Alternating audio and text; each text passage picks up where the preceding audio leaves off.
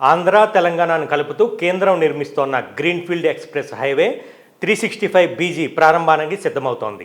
పచ్చని పొలాల మధ్యలో నుంచి ప్రకృతిని ఆస్వాదిస్తూ ప్రయాణం కొనసాగించవచ్చు.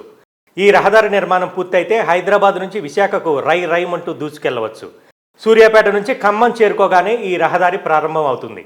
అది ఖమ్మం నుంచి తూర్పుగోదావరి జిల్లా దేవరపల్లి వరకు ఉంటుంది. 4 వరుసల గ్రీన్ఫీల్డ్ హైవేను పచ్చని పొలాల మధ్య ఏర్పాటు చేస్తున్నారు.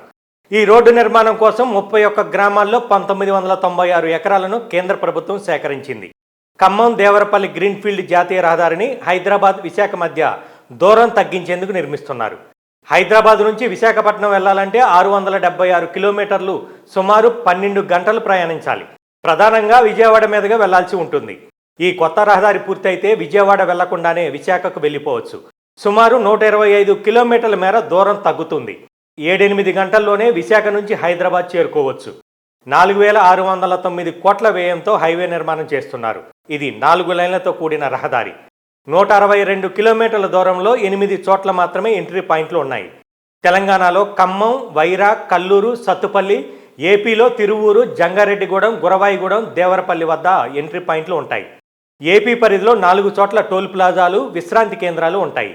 117 అండర్ పాస్లు, 33 కల్వర్టర్లు, 9 భారీ వంతెనల మీదుగా ఈ ప్రయాణం కొనసాగనుంది.